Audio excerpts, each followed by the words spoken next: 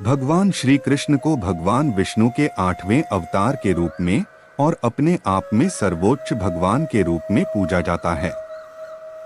वह करुणा, कोमलता, प्रेम के देवता हैं और भारतीय देवताओं में सबसे लोकप्रिय और व्यापक रूप से पूजनीय हैं। उन्होंने हमें जीवन, प्रेम, खुशी, धर्म, मोक्ष, भक्ति, योग, ध्यान, धर्म, सत्य के बारे में सब कुछ सिखाया। आइए जानते हैं श्री कृष्ण के श्री मुख से निकले कुछ अनमोल वचनों को। वह सब कुछ करो जो तुम्हें करना है, लेकिन लालच से नहीं, अहंकार से नहीं, वासना से नहीं, ईर्ष्या से नहीं, बल्कि प्रेम, करुणा, नम्रता और भक्ति के साथ भगवान श्री कृष्ण इस अनमोल वचन के माध्यम से कार्य करने की नियत का उल्लेख करते हैं। जब किसी भी कार्य को करने में अगर लालच होगा, बेईमानी होगी, जलन होगी, तो वो काम न तो सही होगा और न ही उसके परिणाम फलदायी होंगे। इसके अतिरिक्त जिस कार्य को हम पूरे मन से प्रेम पूर्वक करेंगे तो वो न सिर्फ हमारे लिए बल्कि समाज के लिए भी हितप्रद होगा। नरक के 3 द्वार हैं, काम, क्रोध और लोभ। जो व्यक्ति कामी प्रवृत्ति का होता हो, जिसके मन में लोभ होता है और जो अत्यधिक क्रोधी स्वभाव का होता है, उसके लिए नरक के द्वार सदैव खुले होते हैं। अर्थात ऐसे व्यक्ति को तो सिर्फ नरक में ही जगह मिलती है। मैं ही सृष्टि का आदि, मध्य और अंत हूँ। भगवान श्री कृष्ण ही इस सृष्टि के पालनहार है। वही इस संसार की शुरुआत थे, वही मध्य और वही अंत होंगे। जो आप जो चाहते हैं उसके लिए नहीं लड़ते हैं, तो जो खोया उसके लिए मत रो। मनुष्य सब कुछ चाहता है, पर सब कुछ उसे नहीं मिल सकता। आपको जो नहीं मिला उसके लिए पश्चाताप मत करो, और जो आपसे खो गया, जो आपसे अलग हो गया, उसके लिए निराश भी मत हो। मैं सभी प्राणियों के हृदय में स्थित आत्मा हूँ। मैं सभी प्राणियों का आदि, मध्य और अंत भी हूँ। हर व्यक्ति श्री कृष्ण से जुड़ा है और श्री कृष्ण हर व्यक्ति से जुड़े हैं। वही हमारे आदि, मध्य और अंत है। ठंड या गर्मी, सुख या दर्द का अनुभव करें। ये अनुभव क्षणभंगुर हैं, वे आते हैं और जाते हैं।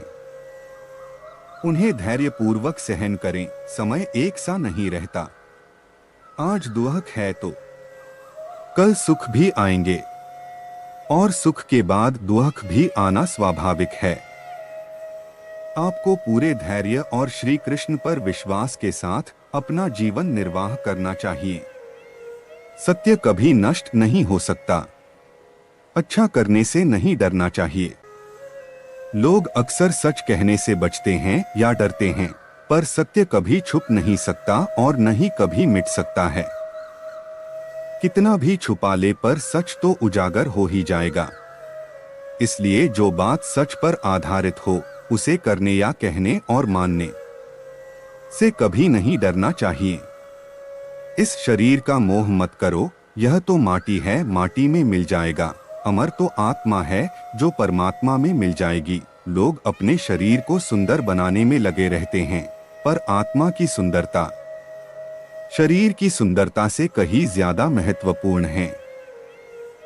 शरीर तो नश्वर है, मिट्टी ही तो है, तो मिट्टी में ही मिल जाता है, पर आत्मा अमर है। इसलिए आत्मा की सुंदरता पर ध्यान दो।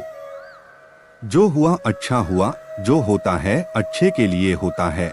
कभी कभी विपरीत परिस्थितियां हमारी वर्तमान स्थिति को अच्छा करने के लिए आती हैं। मन चंचल है, इसे और संयमित करना कठिन है, लेकिन यह अभ्यास से वश में हो जाता है। मन चंचल होता है, यह इधर उधर भागता है और किसी भी कार्य की एकाग्रता का दुश्मन है। लेकिन यदि यह व्यक्ति के वश में हो जाए तो इससे अच्छा कोई मित्र नहीं है। मन को एकाग्र करना जरूरी है, बस थोड़े से प्रयास और अभ्यास की जरूरत है। मेरे लिए न कोई घृणित है और न ही कोई प्रिय, न कोई निर्धन है और न ही कोई धनी। बस जो भक्ति भाव के साथ मुझे याद करते हैं, मैं उनका हूँ और वो मेरे श्री कृष्ण उन्हीं के हैं जो श्री कृष्ण के हैं। भगवान तो बस प्रेम भक्ति के भूखे हैं। जो भी उनकी भक्ति में लीन होता है, जो भी प्रेम से उन्हें याद करता है, वो सदैव उसका कल्याण करते हैं। मैं हमेशा तुम्हारे साथ और तुम्हारे आसपास रहता हूँ, चाहे तुम कुछ भी कर रहे हो। जब भी आप कोई बुरा कार्य करते हो या अच्छा कार्य करते हो, आपको लगता है कि कोई देख नहीं रहा, तो यहाँ श्री कृष्ण कहते हैं कि तुम जो कुछ भी कर रहे हो, मेरी दृष्टि सदैव तुम पर है। इसलिए आप यह मत समझे कि आप अकेले हैं, आपके साथ श्री कृष्ण सदैव हैं।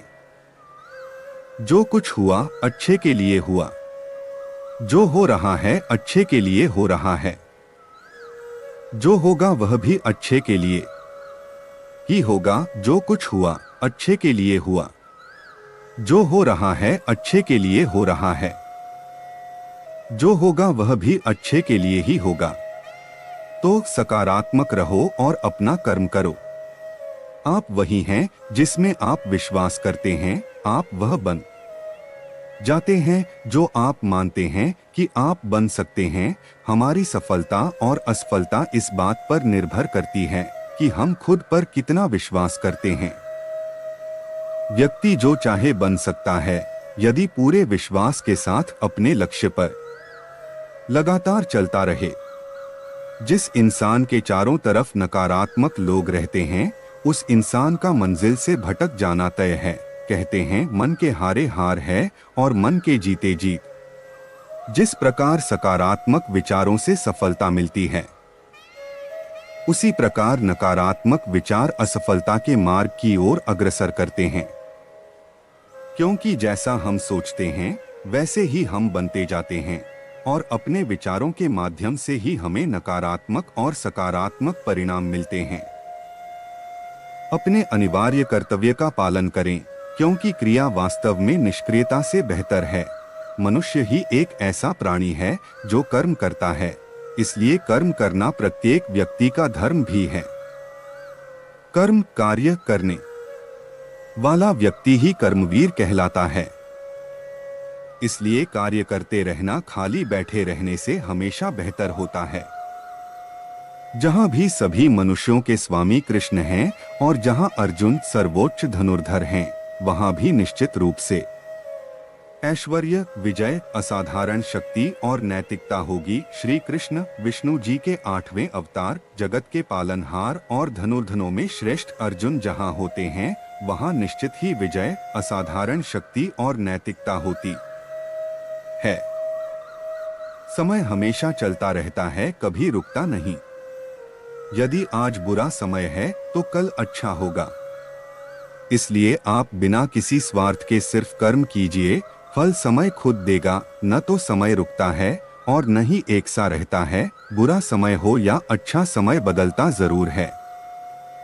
आज बुरा है तो कल अच्छा, और अच्छा तो फिर बुरा समय जरूर आएगा।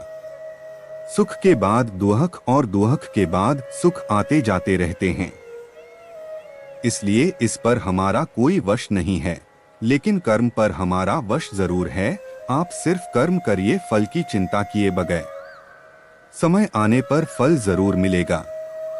जो अहंकार से मोहित हो जाता है वह सोचता है मैं करता हूँ। जो अज्ञानी व्यक्ति होता है वो यह गलतफहमी पाल लेता है कि मैं करता हूँ, सभी कार्य मेरे द्वारा किए जा रहे हैं, ऐसा जान उसमें अहंकार घर कर लेता है। परंतु इस सृष्टि में जो भी हो रहा है वो तो प्रकृति द्वारा किए जा रहे हैं।